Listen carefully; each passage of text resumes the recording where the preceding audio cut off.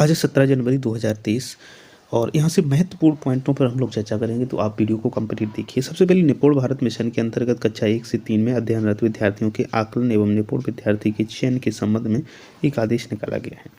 तो इस आदेश को हम सबसे पहले देखते हैं। तो यहाँ पर आदेश में क्या लिखा है। निपुण जो विद्यार्थी है उसका चयन किया जाएगा कक्षा 1 से 3 तक के विद्यार्थियों में। तो सबसे पहले पहचान कैसे की जाएगी उससे संबंधित कुछ बिंदु हैं।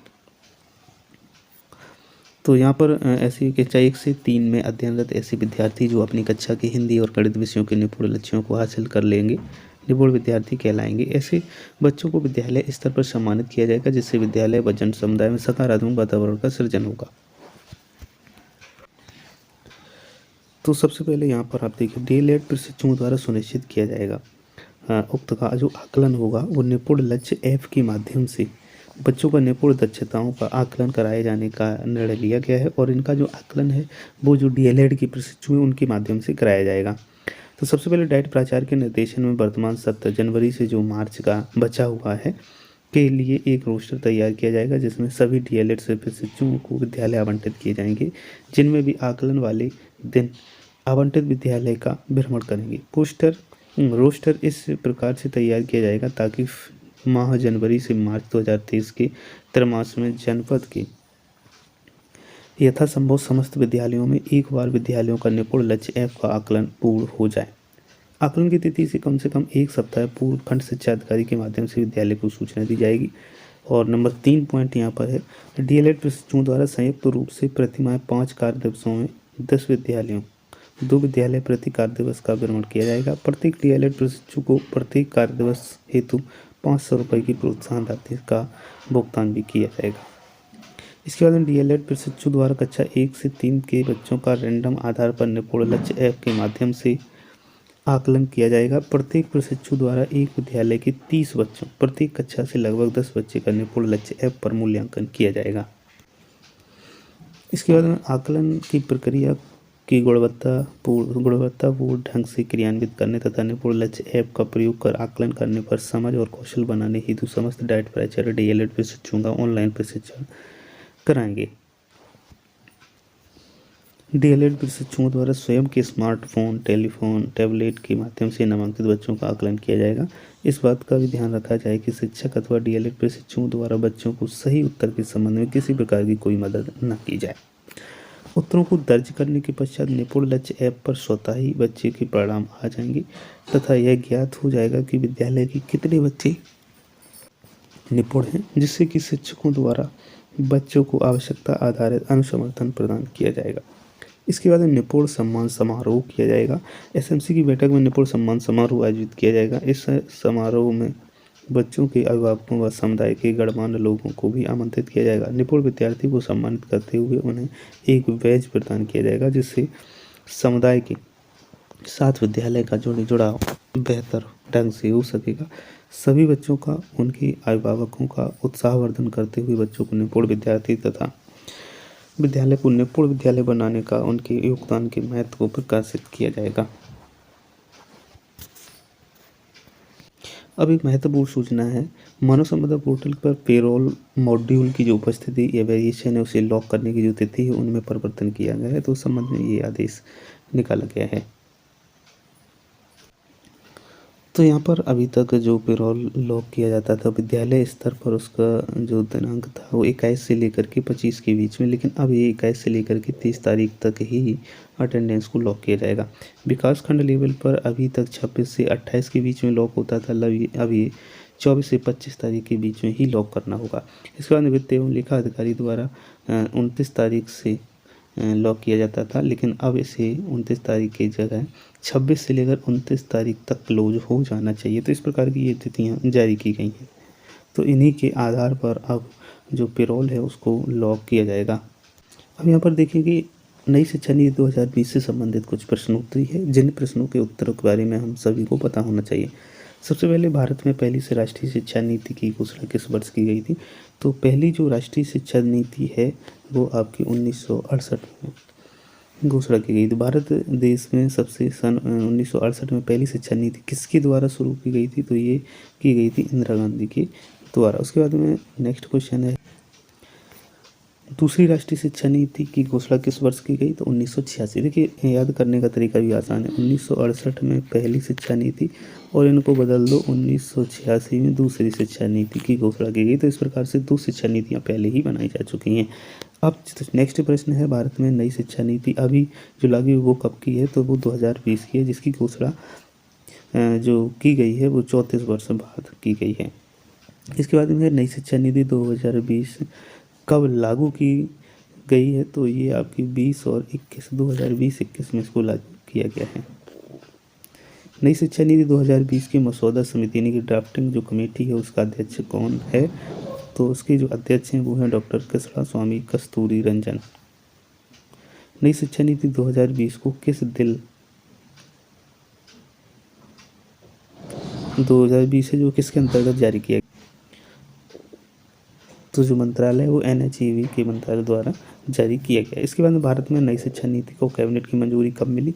29 जुलाई 2000 को नई जो कैबिनेट थी उसकी मंजूरी नई शिक्षा नीति के लिए दी गई। नई शिक्षा नीति 2020 को किस शिक्षा नीति की जगह पर लागू किया गया? तो ये 1986 जो शिक्षा नीति दूसरी थी उसकी जगह पर लागू किया गया। राष्ट्रीय शिक्षा नीति 2020 के अंदर कितनी आयु वर्ग के बच्चों को शिक्षा के कानूनी अधिकार 2009 के अंदर रखा गया है? तो यहाँ पर अभी तक जो था वो 6 से 14 साल था, लेकिन अब इसको बढ़ा करके और कम करके 3 साल से लेकर के 18 साल तक के बच्चे हैं उन्हें मौलिक शिक्षा से जोड़ा जाएगा। अब इसके बाद में नई शिक्षा नीति 2020 में कौन सी भाषा को कक्षा 5 तक खत्म कर दिया गया? तो अंग्रेजी भाषा को कक्षा 5 तक अब खत्म कर दिया गया है, इसे नहीं पढ़ाया जाएगा।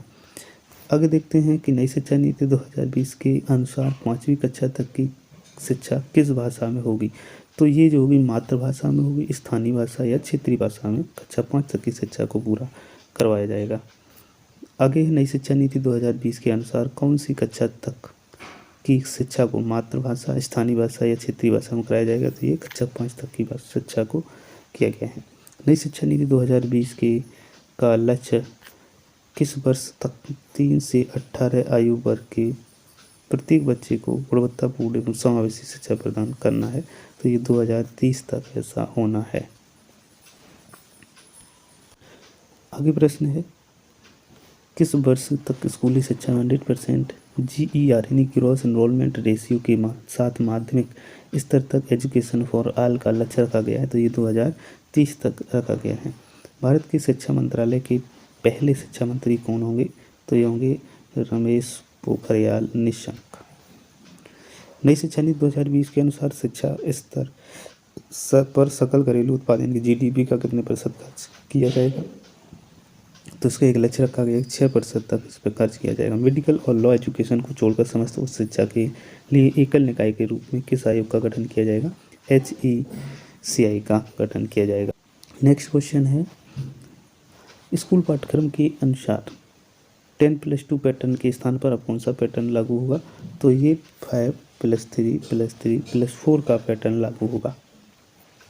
नई शिक्षा नीति 2020 के अनुसार वोकेशनल कोर्स कब से शुरू किए जाएंगे? तो ये वोकेशनल कोर्स कक्षा 6 से शुरू किए जाएंगे। देश में शोध और अनुसंधान को बढ़ावा देने के लिए किस संगठन की स्थापना की जाएगी?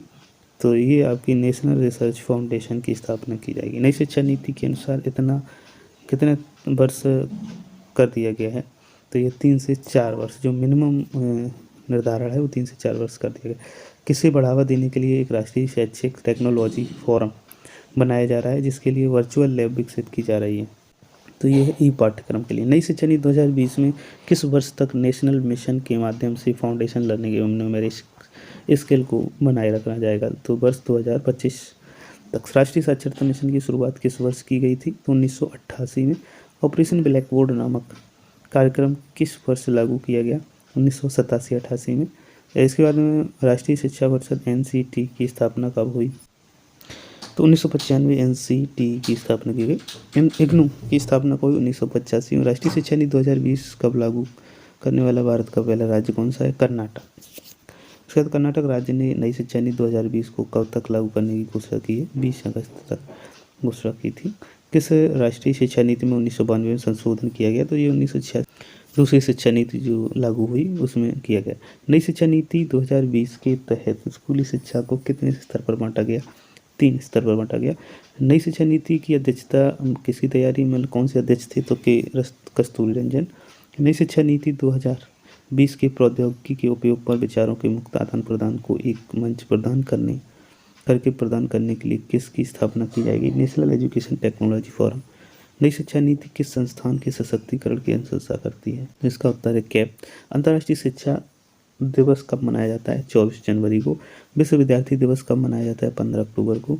भारत के इतिहास में अब तक कितनी बार शिक्षा नीति आ चुकी है, तो ये तीसरी शिक्षा नीति है। पहली 1968, दूसरी 1986 और तीसरी 2020। अब 1986 जो शिक्षा नीति थी उसमें बदलाव यानी संशोधन कब किया गया, 1992। मानव संसाधन विकास मंत्रालय का नाम बदलकर क्या हो गया, शिक्षा मंत्रालय। मई 2016 में किसकी अध्यक्षता में नई शिक्षा नीति के विकास के लिए समिति ने अपनी रिपोर्ट प्रस्तुत की, तो स्वर्गीय श्री TSR सुब्रमण्यम। राष्ट्रीय शिक्षा नीति 2020 के अनुसार शिक्षक ग्रेड तक मातृभाषा और क्षेत्रीय भाषा में पाठ पढ़ाने में सक्षम होगा, तो ग्रेड 5 तक। नेक्स्ट है, किस वर्ष तक शिक्षण के लिए न्यूनतम डिग्री योग्यता 4 वर्षीय एकीकृत B.Ed होने जा रही है, 2023 तक। जून 2017 में नवगठित प्रारूपण NEP 2020 के अध्यक्ष थे डॉक्टर के कस्तूरी रंजन। राष्ट्रीय शिक्षा नीति 2020 के अनुसार उच्च शिक्षा में सकल नामांकन अनुपात कितना प्रतिशत बढ़ाया जाएगा, तो ये 50% तक बढ़ाया जाएगा।